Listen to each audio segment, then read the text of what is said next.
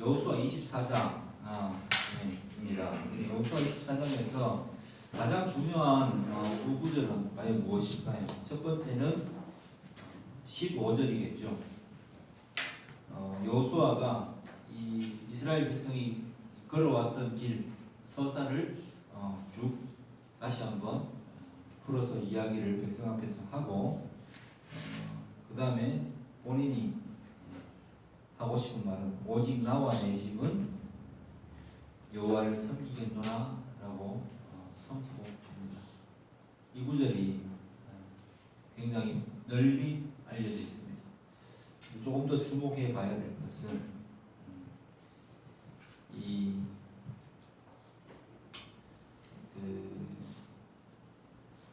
31절이죠. 저는 여기에 좀 밑줄 딱 끊어라고 이야기하고 싶습니다. 이스라엘이 여호수아가 사는 날 동안과 여호수아 뒤에 생존한 장로들 곧 여호와께서 이스라엘을 위하여 행하신 모든 일을 아는 자들이 사는 날 동안 여호와를 섬겼더라. 이렇게 되어 있습니다. 자, 두 장만 넘겨서 사사기 2장에 가보겠습니다. 사사기 2장 7절 백성이 여호수아가 사는 날 동안과 여호수아 뒤에 생존한 장로들 곧 여호와께서 이스라엘을 위하여 행하신 모든 큰 일을 본 자들이 사는 날 동안에 여호와를 섬겼더라. 동일한 말씀 기록되어 있죠. 자, 이렇게 사사시대로 넘어가면서 이 말씀이 반복적으로 기록되어 있는 이유, 이게 바로 오늘 제가 주목한 31절의 담긴 의미입니다. 오늘 설교의 제목은 신앙의 유효기간 이렇게 정해봤는데, 신앙의 유효기간이라는 것이 과연 얼마나 각자에게 주어질까? 하나님께서 우리에게 은혜를 주심으로써 일방적으로 전적인 말씀의 은혜를 주심으로써 우리는 가치관의 변화를 체험합니다. 그때 신앙이 우리에게 위로부터 믿음이 주어지게 됩니다. 이 신앙은 내용이 있어야 되겠죠. 우리가 무엇을 믿는가, 어떻게 믿는가라는 것이 되게 중요합니다. 그런데 일정 기간이 지나가고 은혜를 받고 난 이후에 그때는 내가 회개하고 여러분들도 신앙의 서사가 있겠죠. 하나님께서 내 인생에 베푸셨던 모든 것들을 생각해보고 그 다음에 너무 감격하고 또 오직 주만 섬기겠다라고 말을 하고 나서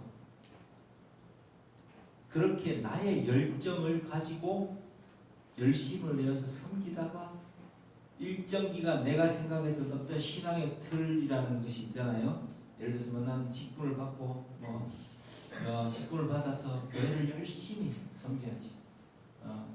그렇게 말하는 사람도 있고 또 우리 어릴 때 많이 들었던 이야기. 형은 형아야는 목사가 되고 나는 돈을 많이 벌어갖고 장로가 돼가지고 형이 하는 목회를 잘 서포트 해줄게. 아들들에게 또 나 앉혀놔놓고 니는 목사가 되고 또 그렇게 하지 않은 사람들은 장로들이 되어가지고 교회를 잘 섬기는 그런 사람이 되어라. 이렇게 이야기하는데 그게 도대체 내용이 무엇인지를 잘 몰라요, 사람들이. 그래서 현대 교회를 보면 100% 그렇지는 않지만 많은 교회들이 50% 이상이라고 저는 봅니다. 박제되기 때문에 50% 이상이라고 하는 겁니다. 많은 교인들이 어떻게 나는 이 부분을 각자 나름대로 생각해서 열심을 내어서 섬기다가 번아웃되고 힘들어서 변질된다라고 이야기하는데 저는 변질이라고 보기보다는 애초부터 그랬다고 봅니다. 예. 보통 그렇게 할 때에 그 내용을 구체적으로 이야기해 주는 사람이 없어서 신앙생활을 어떻게 영위해 나갈 것인가에 대한 구체적인 내용을 들은 바가 없기 때문에 대부분 열심히 교회 봉사를 하는 것, 뭐 찬양대를 한다든지 혹은 뭐 직분을 받아서 뭐 재정을 관리한다든지 또 사람들에게 뭐 이제 그 사람들이 많이 모인 교회에서는 뭐 주차장 봉사를 한다든지 뭐 그런 식당 봉사를 한다든지 뭐 이런 것들로 자신의 신앙을 증명하려고 하고 열심을 합니다. 그래서 그 자리가 포화 상태가 되고 또 새로운 사람이 들어오기도 하고 그 속에서 또 실망하는 사람이 생겨나고 내가 뭐 끝까지 그 자리를 지키려고 하고 내 신앙의 전부는 나는 뭐 목사님을 열심히 따라다니고 나는 뭐 새벽기도 운영을 열심히 함으로써 신앙을 정말 교회를 잘 섬기고 신앙생활을 열심히 했다 이런 식으로 본인들은 생각하기 때문에 본인은 신앙적으로 문제가 없다라고 생각을 할 확률이 굉장히 크다고 봅니다. 그 결과 한 세대가 지나고 다음 세대가 됐을 때 요즘 유튜브만 들어가도 그런 거 많이 나오죠. 한국 교회 청년들이 떠나봅니다. 더 이상 교회를 나가지 않는 이유 답이 뭐냐면은 무보수 봉사를 당연한 것으로 알고 지킨다. 그리고 봉사에 지친다. 뭐 찬양단 하는 것도 하다가 지친다. 그 다음에 의미 없는 봉사 활동을 하다가 이게 무슨 의미가 있나 싶어서 한 번 안 나가게 되다가 그게 1년이 되고 5년이 된 청년들이 많다. 그래서 뭐 어떤 교회에서는 청년을 돌아오게 하는 방법에 대해서 다 함께 소집해서 그 다음 세대를 위한 이 어떤 것들을 연구하고 그렇게 한다. 그런 기사들이 그런 방송들이 줄을 이루고 있더라고요. 자, 정말 그런 거 가지고 이 신앙이 이 유효기간이 계속해서 늘어날까요? 어차피 우리는 거저받았으니까 은혜를 거저받았으니까 그 다음에는 은혜를 받는 순간에 어떤 일이 일어날지에 대해서 잘 알고 있어야 되는데도 불구하고 사실 제가 많은 이 기독교인이라고 말하는 사람들을 만나서 직분자들을 구체적으로 만나서 우리가 왜 죄인입니까? 우리의 죄가 무엇입니까? 왜 우리가 원죄를 타고 태어났다고 이야기합니까? 원죄의 내용은 무엇입니까? 라고 물어봤을 때 대답을 똑바로 하는 사람들을 저는 지금까지는 한 사람도 만나본 적이 없습니다. 놀랍게도. 그렇게 하다 보니까 이 개신교가 엉뚱한 방향으로 신앙을 확장시키다 보니까 개신교는 어떻게 보면 좀 극우적인 성향을 띠는 교회들이 요즘 뭐 극자도 있어요. 정치적 성향을 띠는 그런 웃지 못할 사태가 벌어지게 됐고 또 천주교는 뭐 또 극좌적인 성향, 뭐 해방신앙이 그러죠. 사회적 약자 그런 도움은 그런 현장에 뛰어들어서 또 이렇게 뭐 사역을 하는 경우 그런 게 복음이라고 생각하는 경우가 늘고 뭐 그런 속에서 각자의 의대로 이 지상에 있는 많은 그 믿음의 사람들이 활동하고 있다는 것을 알 수가 있었습니다. 그런데 이게 오늘날에만 있는 것이 아니라 이때에도 동일했다는 거죠. 여호수아 때에 보면 문제가 무엇입니까? 여호수아와 그 장로들이 생존하는 동안에는 어떻게 했다고요? 그들이 여호와를 섬겼다. 이렇게 딱 되어 있습니다. 그리고 여호와를 섬겼는데 왜 여호수아가 오직 나와 내 집은 여호와를 섬기겠노라 했을 때 그 전에 뭐라고 합니까? 너희가 애구에서 섬기던 신들과 강 저쪽 요단강 동편에서 섬기던 그죠? 발람의 그 게임 빠져서 섬기던 그런 그 우상들을 제거하고 여호와만 섬기라. 왜 이 말을 했겠습니까? 실제로 그런 일들이 일어났다는 이야기죠. 그랬을 때 강력한 리더십으로 여호수아가 이끌어서 백성들이 정복전에 참여했었고, 그리고 가나안을 정복하는 주요 도시들을 점령하는 그러한 사역이 완성되었고, 루벤, 갓, 그다음에 므낫세 반지파가 요단 동편으로 건너가게 되죠. 그리고 이제 여호수아가 나이가 많아서 이제 죽을 때가 다 돼서 자기가 이제 죽을 것이라고 이야기를 하면서 오직 나와 내 집은 여호와를 섬기겠다라고 말을 백성들 앞에 하고 있습니다. 그리고 만약 우상을 섬긴다면 어떻게 될지에 대해서도 다시 한번 백성의 지도자들에게도 이야기했지만 이 백성들을 모아놓고 다시 한번 이야기를 하고 있습니다. 왜 이렇게까지 말을 할까? 이렇게 안 해도 충분히 받지 않았나? 이렇게 생각하겠지만 실제로 우리가 사사기에 딱 보면 알겠지만은 그 세대가 끝나고 나서 다음 세대는 바로 어떻게 나오냐면 여호와를 알지 못하였더라 이렇게 딱 나옵니다. 하나님이 누구신지에 대해서 이름은 들어봤는데 여호와가 누구신지 어떤 일을 하셨는지를 알지 못했다라고 나오게 되었습니다. 그러니까 신 중에 어떤 한 신, 우리의 민족 신 정도로 여겼다는 말입니다. 풍요의 땅에서는 바알과 아세라를 숭배하는 것, 이 신들이 진짜 신이 아니겠느냐? 우리의 민족 신도 물론 있지. 그런데 이 신들을 여기에서는 함께 섬기고 우리가 필요한 대로 우리의 또 소원을 이 신에게 아를 때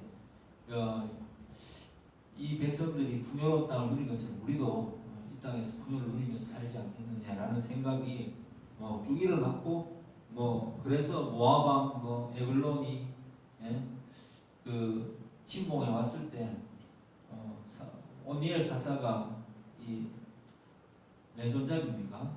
이 오니엘 사사가 에글론을 죽이기 전까지 약 18년간을 이 모압의 압자에 살게 되고 그 뒤로도 백성들이 또 타락해서 7년간 8년간 수도 없이 나옵니다. 사사기가. 왜 이런 일들이 벌어질까요? 그것은 신앙을 지속하는 방법에 대해서 분명히 여호수아가 지침을 줬는데도 불구하고 그들이 그것에 대해서 자녀들에게 교육하지 않았고 자녀들도 거기에 대해서 구체적으로 듣지 못했기 때문에 그리고 그 분위기에 휩쓸리는 것을 막지 않았기 때문에 가나안의 문화에 동화되고 우상을 숭배하는 나쁜 길로 접어들게 되었다라고 성경은 명시하고 있습니다. 그러면 구약에서는 간단하잖아요.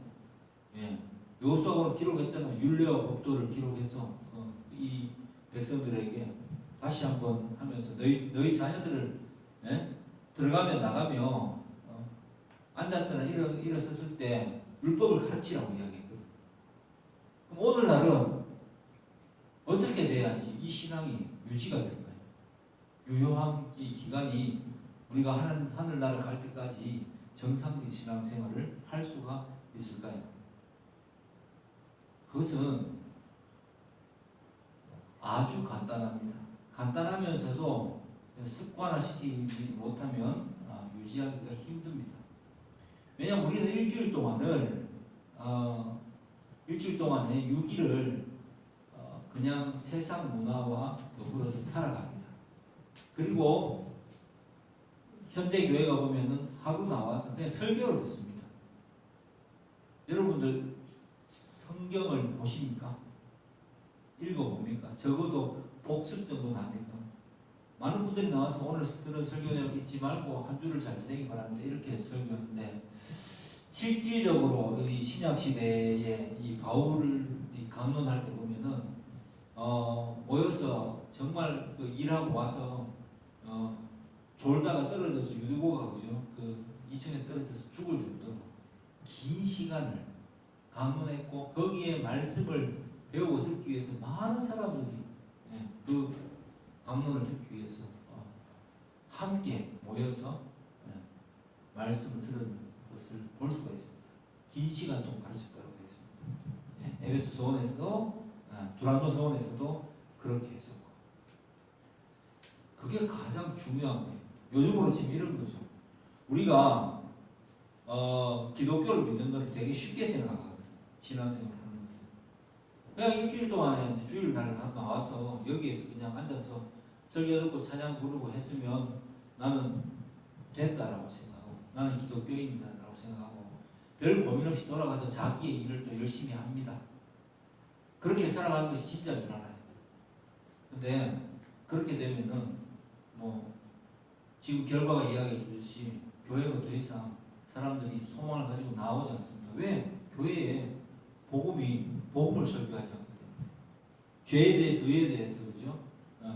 설교하지 않기 때문에 우리가 왜 죄인인지 예수 그리스도가 왜 우리의 인생의 주인이신지 전 우주의 주인이시며 창조주이신지 왜 예수님 아니면 구원받을 길이 없는지에 대해서 설교를 잘 하지 않기 때문에 그렇다라고 저는 봅니다. 많은 설교들이 이 세상에서 내가 어떻게 하면 좀 더 좋은 사람이 될 수 있을까를 가르치는 쪽으로 치중이 되겠습니다. 물론 본문은 있습니다. 근데 본문을 강의를 잘 하지 않죠. 적용이 지나치게 많고 복음의 원리를 자꾸 벗어나서 개인의 수행을 목적으로 제가 관상기도 이야기했지만 그런 쪽으로 자꾸 가르치려고 합니다. 말씀을 가르치고 말씀을 보는 방법을 알려주지 않습니다. 그게 바로 가톨릭이 무너져서 종교개혁이 일어난 이유이기도 하고 또 동시에 개혁주의에 입각해서 종교개혁이 일어나고 나서 개혁주의의 후손이 우리가 되었지만 현대 교회가 무너지고 있는 원인이 되기도 합니다. 사실 기독교는 생각보다 많이 생각해야 되는 그러한 진리의 종교입니다.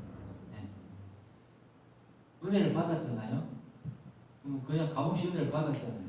그 다음부터는 어떻게 해야 되냐면은 구약을 통해서 신약을 통해서 일어났던 많은 사건들을 곰곰이 곱씹어서 생각해보고 오늘 나의 생활과 그 말씀이 말하는 그 의미하는 말을 대비시켜서 보고 내 가치관의 변화를 지속적으로 체험해 나가는 것이 기독교의 실체입니다. 그것만이 우리의 신앙을 유효화시킬 수 있습니다. 유효기간을 늘릴 수가 있습니다. 그것은 오늘 우리가 찬양한 대로 우리의 힘으로도 능으로 되지 않습니다. 우리가 오직 성령으로라고 했죠. 성령으로만 가능합니다. 성령은 어떤 영이십니까? 말씀의 영이십니다. 하나님의 말씀을 우리에게 깨닫게 주신 영이거든요. 그래서 말씀을 곱씹어서 내가 말씀에 대입해서 내가 정말 잘 그릇된 가치를 갖고 있지 않은가, 이런 가지고 있지 않은가를 끊임없이 내 자신을 말씀에 대입해 봐야 됩니다. 그것을 다른 말로 하면 신앙의 내용을 신학이라고 하죠. 신학이라는 것은 학문이라기보다는 그냥 신앙의 내용이에요. 자, 성경 전체를 통틀어서 성경을 읽는다는 것은 무엇입니까?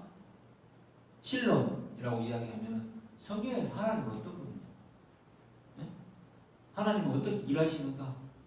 하나님은 어떻게 은혜를 베푸시는가? 하나님은 왜 성육신을 하셨는가에 대해서 말씀을 어떤 딱 정확한 관점을 가지고 하나님 주신 관점을 가지고 바라보는 것이 필요한 것이지. 자, 나는 창세기 뗐습니다. 나는 여호수아 다 읽었으니까 뗐습니다. 그렇게 하는 게 말씀 읽는 게 아니라고요.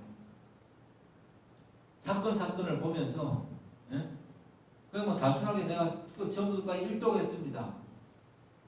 일독해서 남는 게 뭐가 있습니까? 참 말씀 좋대. 그렇게 이야기하면 안 된다는 거예요. 사건이 일어난 본문을 보면서는 이 사건이 왜 일어났는지, 여기에서 내가 깨달을 수 있는 것은 무엇인지, 하나님께서 주시는 이 백성에게 주셨던 은혜는 무엇인지, 그리고 오늘 본문 같은 경우에는 요수아가 왜 이렇게 이야기를 하는지, 이런 것들을 생각해보고 스스로 묵상해보고 도저히 결론이 나오지 않을 때는 어떻게 해야 됩니까? 잘 모르겠습니다. 담임 목사님에게 물어봐야 됩니다. 왜? 저는 여러분들에게 그거 하려고 존재한 사람입니다. 성경 교사. 여러분들의 이 신학적 고민에 대해서, 이 땅을 살아가는 내가 살아가야 되는 가치관에 대해서, 행동에 대해서 고민하는 게 있는 것을 그 고민을 함께 말씀으로 들어가서 주님의 가르침을 받고 해결해주는, 말씀을 가르쳐주는 사람이 바로 목사입니다. 여러분은 그렇게 저를 잘 그런 직분자로 알고 활용하고 있습니까? 제가 1년이 지나도 보통 잘 물어볼 사람 없습니다.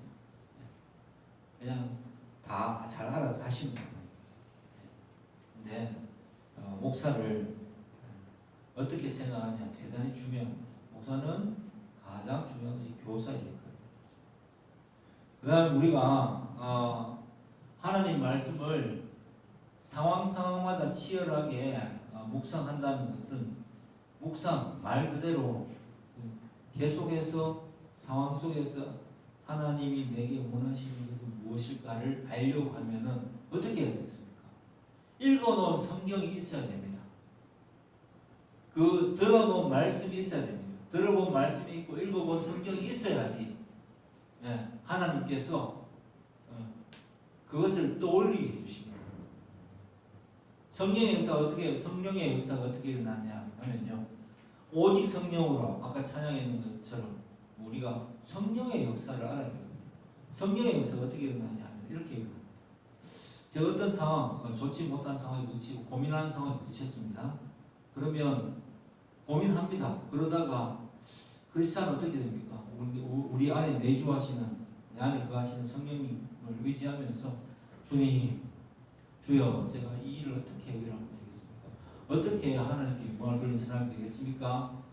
이 일의 해결책은 무엇입니까? 라고 고민하면서 들어갔을 때 평소에 들어놓았던, 스쳐 지나갔던 말씀 중에서, 설교 중에서, 그죠? 어떤 말씀이 분명히 떠오르게 해주십니다. 그러면 그 말씀이 있는 그 책으로 들어가서 이 책의 요소의 전체 주제는 무엇이고, 그 다음에 그 속에서 이 본문 내게 주신 이 말씀이 조명하는 바가, 의미하는 바가 무엇인지를 묵상한 이후에, 그 다음에 내 삶에 적용해서 이렇게 하면 되겠다라고 결론 내는 게 우리의 신앙생활이에요. 그래서 어떻게 보면 크리스찬은 되게 철든 사람입니다. 사회적으로 이야기하자면 생각이 깊어야 되고요, 단편적으로 절대로 살아갈 수 없고요, 행동의 변화가 일어나지 않을 수가 없는 것이 기독교인입니다. 진정 예수를 믿는 자들의 모습입니다. 이들이 후손들에게 그러한 신앙의 어떤 서사를 후손들과 이야기하지 않았기 때문에, 먹고 사는데 바빠서 내 자식들에게 이 신앙의 이 경험을 공유하지 않았기 때문에, 이 내가 은혜 받은 바를 나누지 않았기 때문에, 다만 그냥 세상이 원하는 바를 요즘으로 치면은 니는 그저 공부 열심히 해라, 니는 그저 좋은 대학 나온다, 니는 그저 좋은 직장에 들어가서 서울의 어떤 아파트 지방에서 몇 평짜리 살면서 아들 딸 낳고 행복하게 사는 것이 네 인생의 목표인 것처럼 계속 가르쳐왔기 때문에 그냥 아무 신앙의 서사를 나눠본 적이 없기 때문에 그 다음 세대가 교회에 있을기가 만무하잖아요. 그 다음 세대가 부모와 함께 하고 신앙 그 교회를 함께 섬기며 신앙생활을 그저 해나가려는 그러한 어떠한 노력을 하지 않는 게 너무 당연하지 않습니까? 그럼 어떻게 해야 됩니까? 신앙의 유효기간을 계속해서 늘려나가고 하려고 하죠. 먼저 지금 말씀을 들은 사람들은 지금 현재부터 내가 고민이 시작돼야 됩니다. 나는 어떻게 하는 것이 하나님께 내 은혜를 받았다면 나는 과연 어떤 결단을 내리는 것이 주님 보시기에 가장 합당한 일인가. 결단을 내렸을 때 내가 순간적으로 손해라고 느낄 수도 있을 것이고 불안할 수도 있겠지만 하나님이 기뻐하시는 결단을 했을 때 성경에서는 어떻게 하나님께서 소위 말해서 복을 내리십니까? 그의 삶을 어떻게 인도하십니까를 보아야 됩니다. 그리고 내가 배우자가 있고 여친 남친이 있다면 이러한 신앙의 서사를 나눌 수 있는 사람이어야 되겠죠. 신앙의 이 경험과 서사가 공유되지 못하면 그냥 가치관이 다르다는 이야기이기 때문에 마치 벽에다 대고 이야기하는 거고 진짜 맹독이 맹순이라고 이야기하죠. 그래서 맹한 사람하고 통하지 않는 사람하고 그냥 살아가는 거하고 똑같은 경험을 분명히 하게 될 것입니다. 그래서 믿음 안에서 배우자를 만나라. 믿음의 어떤 그 배우자를 달라고 기도하라. 이렇게 여러분에게 알려주는 것입니다. 청년 때부터. 그리고 내 자녀들에게 아비 되고 또 부모가 된 자들은 내 자녀들에게 신앙의 그 서사를 신앙 교육이라는 게 야 성경 봐, 야 밥 먹을 때 기도해 이게 아니라 내가 신앙의 갈등을 겪고 내가 현재 겪고 있는 이 이야기들을 자녀들과 나누어야 됩니다. 그걸 가르쳐야 됩니다. 그렇게 해야지 이 자녀들이 영적으로 정말 신앙적으로 성숙해질 수가 있습니다. 생각하게 되어 있습니다. 내가 전도 안 하는데 자녀가 야 나는 그렇지만 너는 전도 많이 해. 이거는 말도 안 되는 이야기입니다. 내가 아무리 열매를 맺고 전도하려고 해도 내가 잘 안 되는데 나 어떻게 하면 좋을까? 뭐 이런 이야기를 해야 되겠죠. 그냥 단순하게 내가 부끄럽고 내가 그래서 나는 열심히 하려 노력한다. 니도 열심히 해라 하고 그 내용이 없다면 그건 나누는 게 아니잖아요. 그건 아무런 효과가 없어요. 아마 그렇게 살지 않았을까요? 그래서 사사시대가 이렇게 열리지 않았을까요?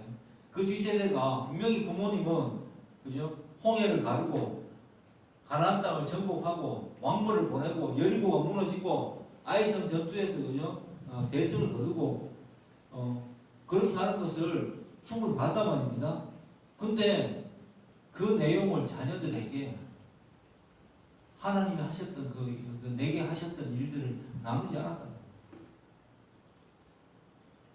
제가 우리 아들 이야기를 이제 아들들 자녀들 이야기를 하고 하면은 사람들이 신기하게 생각합니다. 서울 보내야 안 돼요? 이렇게 이야기합니다. 그러면 서울 가야 안 됩니까? 제가 딱 그냥 농담으로 이렇게 봤습니다. 대구는 세계로, 세계는 대구. 그럼 딱 간단히 이야기합니다. 우리는 그리스도인이기 때문에 한 교회를 이루고 한 교회를 중심으로 떠나지 않습니다. 서울 가면 별다른 게 있습니까? 물론 그게 편협하게 보일 수도 있지만 옛날에 그런 소리 많이 안 들어봤어요. 대통령인데 미국 대통령이 주일학교는 교회가 주일날에는 주일학교 교사로 섬긴다. 그런 이야기 많이 했지 않습니까? 그러면 대통령이 그렇게 생각했구나 이런 게 중요한 게 아니라 항상 교회를 중심으로 움직여야 된다는 이야기를 자녀들에게 가르쳐줘야죠. 우리가 옛날에 저번에 어떤 교회 가봤지 않습니까? 자녀들이 다 떠난 교회. 그분들과 이야기를 할 때 그분들의 자랑은 무엇이었습니까? 우리 애들은 3성에 들어가 있습니다. 우리 애들은 공무원인데 뭘 하고 있습니다. 물론 자랑이죠. 근데 그게 자랑입니까? 우리 애는 독립적으로 신앙생활을 어느 교회에서 잘하고 있으면서 그 지역에서 복음위에서 어떠한 직분을 받아가지고 그렇게 해갖고 어떤 교회를 잘 섬기고 있습니까? 이게 자랑이어야 됩니다. 지방에 가지 말라는 이야기가 아니고 뭐 흩어지지 말라는 이야기도 아닙니다. 저는 그렇게 이야기합니다. 저는 그런데 뭐 그렇게 흩어지는 것이 가뜩이나 교회도 몇 명 모이지 않고 그런데 예? 함께 신앙생활을 해도 될까 말까인데 이 시대 자체가 밖에 내놔고 돌리면 잠시만 얼굴 안 봐도 엉뚱한 짓 하고 다니는 확률이 생각이 그런데 엉뚱한 짓이라는 게 딴 게 아닙니다. 생각이 신앙적으로 가치관이 사라지는 걸 엉뚱한 짓이라고 생각해요. 신앙을 나누지 못하는데 아버지에게 어머니에게 신앙의 어떤 그 경험을 들어본 적이 없는데 고민을 들어본 적이 없는데 그 자녀가 과연 거기에 대해서 고민을 할까요? 그런 거는 내가 하고 나는 교회를 열심히 섬기는데 니는 지금 공부 열심히 해. 니는 지금 그저 네가 하는 일 열심히 해서 좋은 직장 잡고 그게 다 하나님께 영광 돌리는 일이야. 거짓말. 그 거짓말이에요. 그렇게 하면 안 됩니다. 지금 현재부터 내가 안 되면 안 된다고 나눌 수 있어야 돼요. 내가 했는데 안 되는 거. 그럼 다 각자가 안에 성령이 계시잖아요. 그러면 권면을 할 수도 있고 조심스럽게 가족이잖아요. 권면할 수도 있고 이렇게 해보면 또 될 것 같은데 시대가 그러니까 함께 또 답답해할 수도 있고요. 그런 가치관이 공유되는 것이 신앙의 신앙을 갖춘 진짜 기독교 가정입니다. 그렇게 신앙의 유효기간은 확장되어 갈 것입니다. 설교를 했습니다. 사랑하는 성도 여러분, 오늘 말씀에 의미하는 바는 되게 간단하잖아요. 다음 세대가 기억을 못했대. 제가 뭐라고 했습니까? 기억할 수 있는 방법을 알려주잖아요. 내가 아직 독신이라면 믿음의 형제 자매들과 내 신앙의 고민들을 나누고 함께 기도하시기 바랍니다. 내 신앙의 고민, 하나님께서 내게 주신 명령, 아버지와 아들과 성령의 이름으로 세례를 주고 가서 제자 삼으라. 모든 민족에게 복음을 전하라. 땅 끝까지 이르러 내 증인이 되라. 내가 해보려고 하는데 안 됐던 이야기를 공유하는 게 훨씬 더 하나님의 역사가 깊어진다고 생각합니다. 우리 성공하는 감정만 되거든요.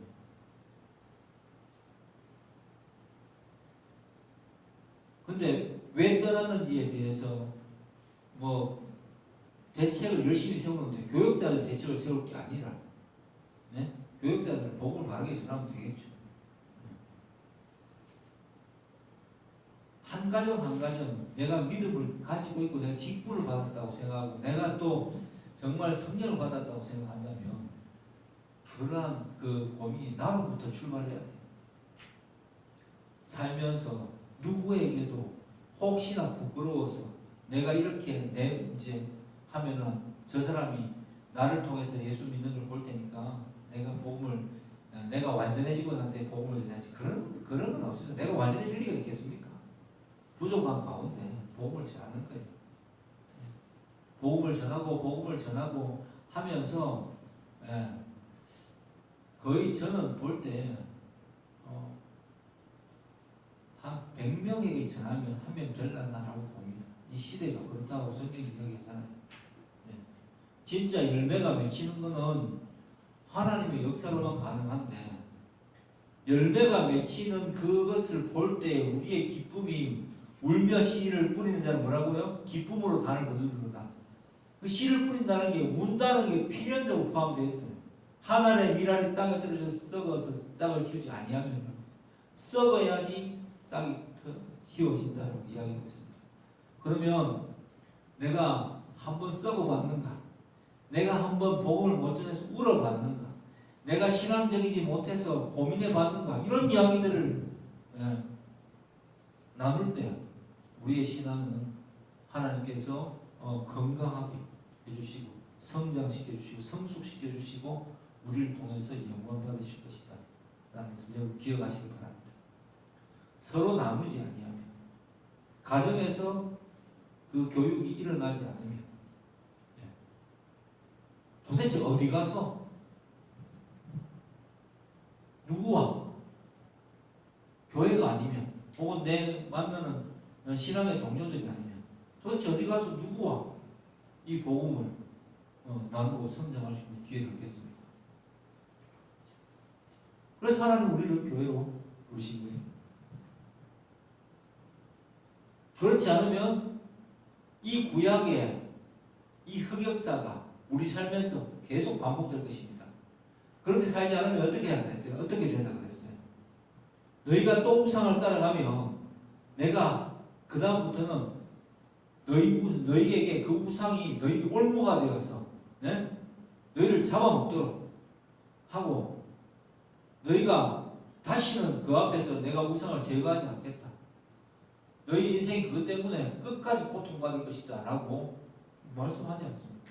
23장, 24장에 반복적으로 내가 다시는 그것들을 쫓아내지 않을 거야. 내가 한번 은혜를 주고 너희를 불렀는데 너희에게 복된 기회를 줬는데 계속해서 돈을 숭배하고 계속해서 자기의 그 의를 숭배하고 자기 그 자존심을 지키려고 하고 그렇게 계속 살아간다면 그 자존심 때문에 그 돈 때문에 그 못난 것 때문에 너희가 결국은 망할 거야. 그때는 그냥 놔둘 거야. 그러고 나서 죽을 때 돼가지고 회개하면 물론 하나님 구원에서는 후회하신 바 없습니다. 부끄러운 구원이 존재한다고 하지 않습니까? 그런데 그 부끄러운 구원을 경험한 그 사람은 얼마나 안타까운 거예요. 저는 성경을 보면서 그런 생각을 많이 합니다. 모압왕의 물론이 사사기에 보면 18년 동안 이스라엘을 거의 통치하고 짓눌렀다고 되어 있어요. 그 세대에 태어난 그 아버지 세대가 가르치지 않음으로써 한 18년의 시간이라는 게, 그죠? 어릴 때부터 생각해 보면 성인이 될 때까지, 그죠? 이 어릴 때부터 청소년기를 신앙 없이 보내는 기간이 어떤 사람에게는 주어질 수 있다는 겁니다. 누가 잘못하면 성경에 몇 년 나니까 우리 감흥이 없지. 그런데 그걸 내 삶에 대입시켜봐. 내 삶의 20년, 8년, 10년 얼마나 긴 기간이고 큰 기간이에요. 더더군다나 청소년기에 그 기간이 겹친다. 그래서 항상 깨어 기도하고 우리의 생각이 깨어 있어야 되고요. 우리가 하나님의 그 인도함을 받기를 늘 강구해야 되고, 그리고 고민이 있어야 됩니다. 고민하지 않는 신앙이라는 것은 있을 수가 없습니다. 이거 어떻게 되겠지? 어떻게 안 됩니다. 어떻게 되냐면 망합니다. 결국 습관을 들이지 못하면, 생각하지 않으면, 그죠? 뭐 사회 세계에 나와 있잖아요. 부자 되는 방법. 딱 보면 일단은 부지런하고 절대 게으르지 않습니다. 부자들. 그리고 생각이 다릅니다.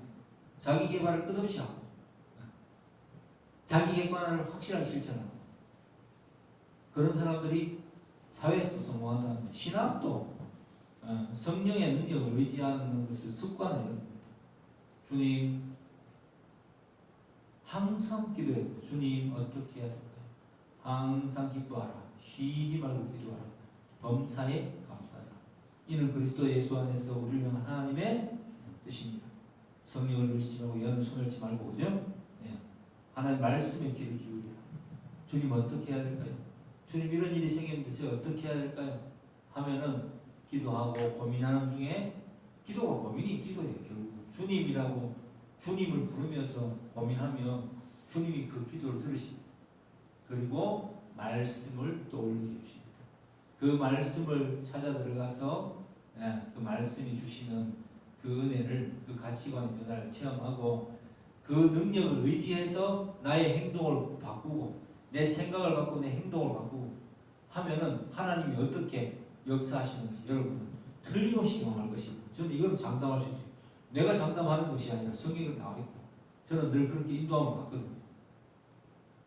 절대로 하나님의 말씀은 단 한 1.1획도 땅에 떨어지지 않습니다.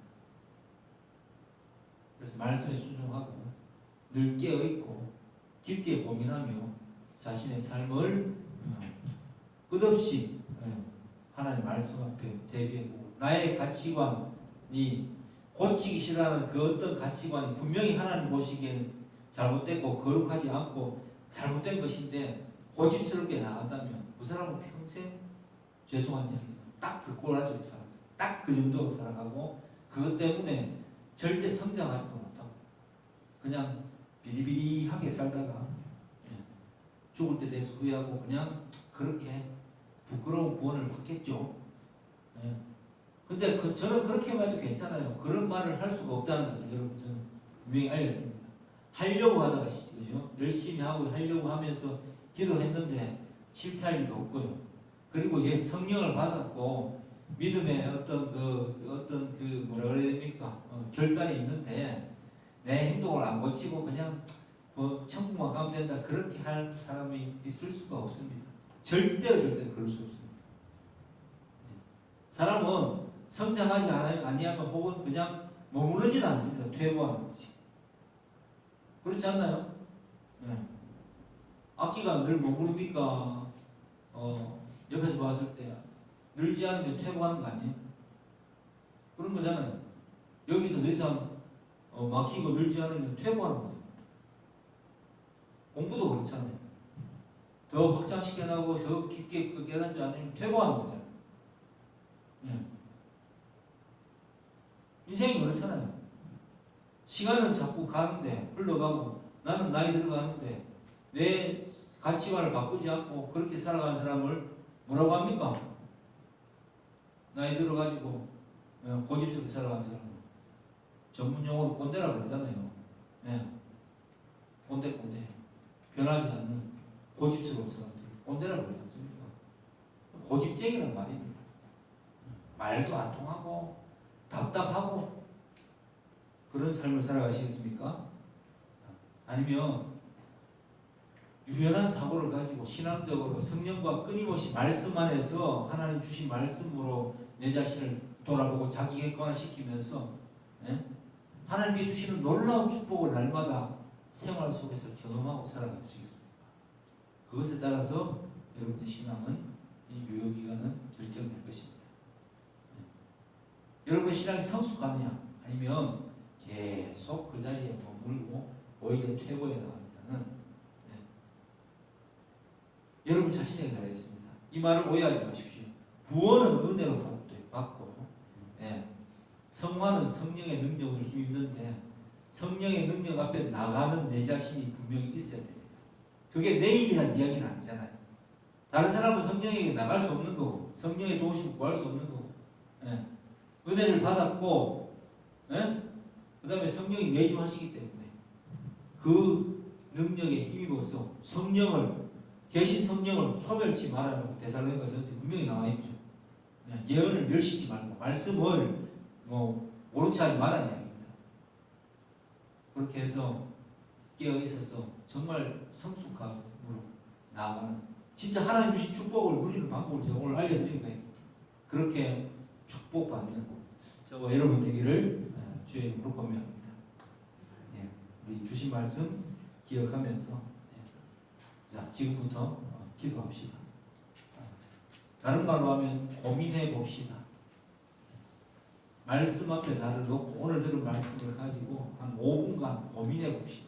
주님을 부르며 고민해 봅시다. 내 자신을 한번 봅시다. 그리고 불쌍히 여겨달라. 주님 앞에 기도하십니다.